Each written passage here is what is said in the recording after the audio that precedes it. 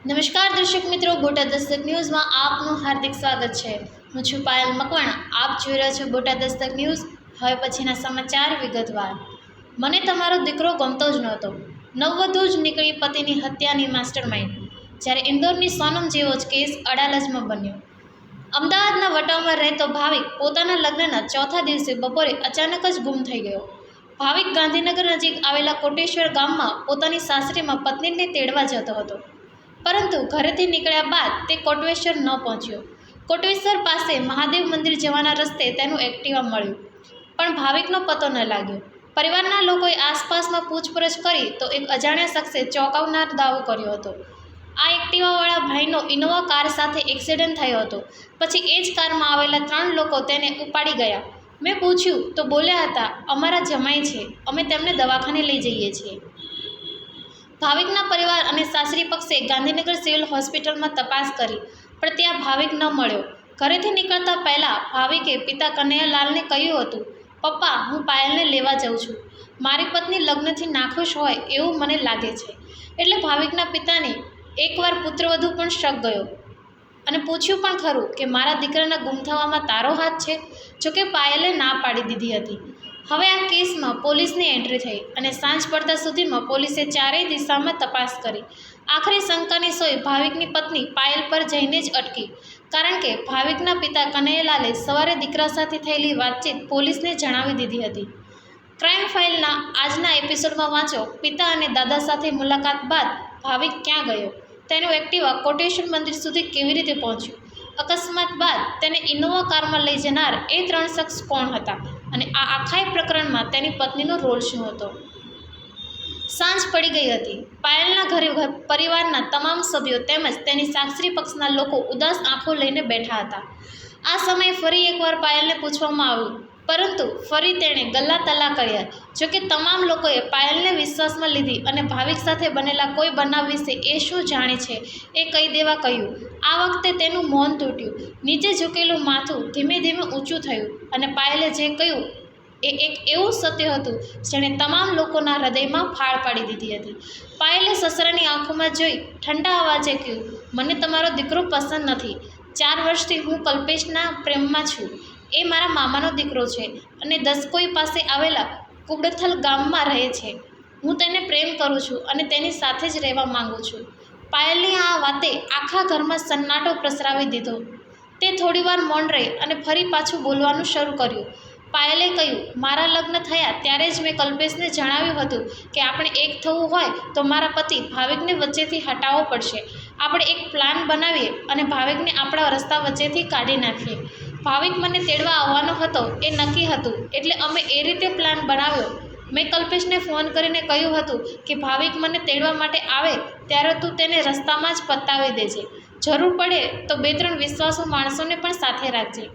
આ ઘટસ્ફોટે બધાને હચમચાવી દીધા। પાયલના કહ્યા પ્રમાણે કલ્પેશે ભાવિકની હત્યા માટે પોતાના જ 2 કૌટુંબિક ભાઈ શૈલેષ અને સુનિલને સાથે લીધા। આ બંને પણ કુબડથલમાં રહેતા હતા। ભાવિક અમદાવાદથી એક્ટિવા લઈ નીકળે એ પહેલાં જ કલ્પેશ અને તેના 2 સાગરીતો કુબડથલથી તેના કાકાની ઇનોવા કાર લઈને નીકળી ગયા હતા। પછી રસ્તામાં વોચ રાખીને બેઠા રહ્યા। ભાવિક ક્યાંથી અને કયા સમયે આવશે એ બધું જ તેની પત્ની પાયલને જાણી લીધું હતું। એટલું જ નહીં, તેનું લોકેશન પણ વોટ્સએપથી મંગાવી લીધું હતું। પાયલ પોતાના પતિ ભાવિક અને પ્રેમી કલ્પેશ સાથે સતત સંપર્કમાં હતી। પરિવારને પાયલે જણાવ્યું, બપોરે કલ્પેશનો મારા પર ફોન આવ્યો હતો।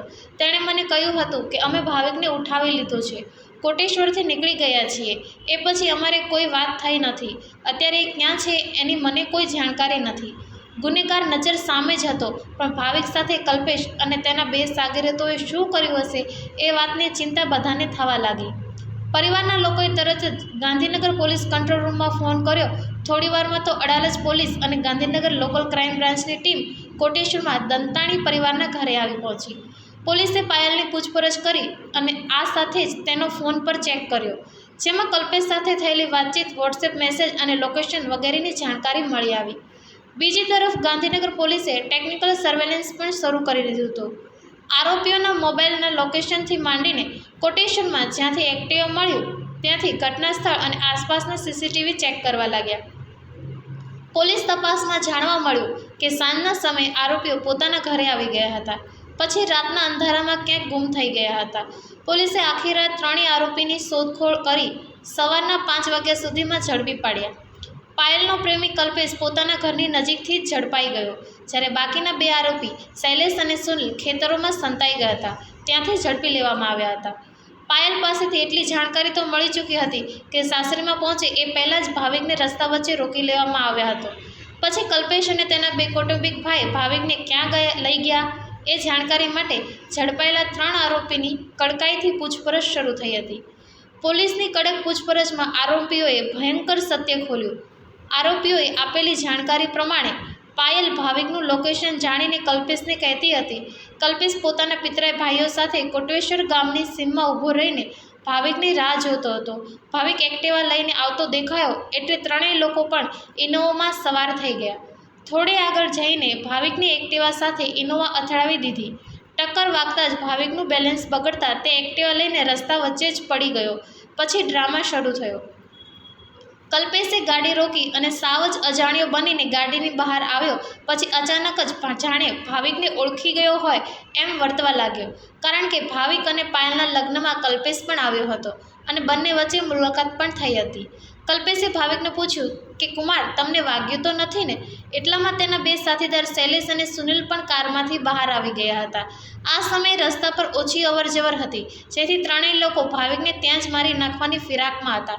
પરંતુ એક્સિડન્ટ થતાં એક વ્યક્તિનું ધ્યાન પડ્યું અને એ નજીક આવી પહોંચ્યો એટલે મારી નાખવાનો પ્લાન થોડીવાર માટે પડતો મૂક્યો અને હોસ્પિટલ લઈ જવાના બહાને ત્રણેયે બળજબરી કરીને ભાવિકને કારમાં બેસાડી દીધો. ભાવિકને હોસ્પિટલ લઈ જવાની વાત તો માત્ર એક બહાનું હતું. હોસ્પિટલ તો લઈ જવાનો હતો જ નહીં, એટલે માંડ 600 મીટર દૂર પહોંચ્યા પછી કાર ફરી રોકી દીધી. ત્યાં સુધી ભાવિકને ખ્યાલ જ ન આવ્યો કે તેની સાથે શું થઈ રહ્યું છે. એકબીજાના સગા થતા હોવાથી તેને જરાય શંકા પણ ન હતી. ભાવિક સામાન્ય કદ કાઠી ધરાવતો હતો. 2 જણાએ તેના હાથ પકડી રાખ્યા અને એક તેના ગળામાં દુપટ્ટો નાખી ટૂંપો દઈને મારી નાખ્યો. ભાવિકે છટપટવાનો પ્રયાસ કર્યો, પરંતુ થોડી ક્ષણોમાં તેનો શ્વાસ બંધ થઈ ગયો. અચાનક થયેલા હુમલાથી બચાવ માટે ભાવિકને સમય જ ન મળ્યો. હત્યા કર્યા બાદ જાણે કોઈ પેસેન્જર બેઠો હોય એમ જ કારની સીટ પર ભાવિકની લાશને ગોઠવી દીધી. હવે લાશનો નિકાલ કેવી રીતે કરવો એ માટે ત્રણેય વિચારવા લાગ્યા. લગભગ 10 કિલોમીટર સુધી લાશને કારમાં લઈને ફર્યા પછી એસજી હાઈવે થઈ ડભોડા કેનાલ પર પહોંચતા ઢળતી સાંજે કોઈની અવરજવર ન હતી, એટલે મોકો જોઈને ભાવિકની લાશને નર્મદા કેનાલમાં નાખી દીધી. હત્યારાઓએ ભાવિકનો ફોન પણ કેનાલમાં ફેંકી દીધો હતો. પોલીસે આરોપીને સાથે રાખીને આખી ઘટનાનું રિકન્સ્ટ્રક્શન કર્યું, જેમાં આરોપીઓએ ઝીણામાં ઝીણી વિગતો પોલીસને ઘટના સ્થળે પહોંચીને આપી. તરવૈયાઓની મદદથી ભાવિકની લાશ પણ કેનાલમાંથી મળી હતી.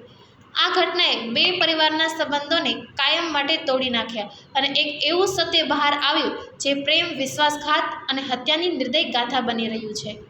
સૌજન્ય દિવ્ય ભાસ્કર, બોટાદ દસ્તક ન્યૂઝ, પાયલ મકવાણા, બોટાદ.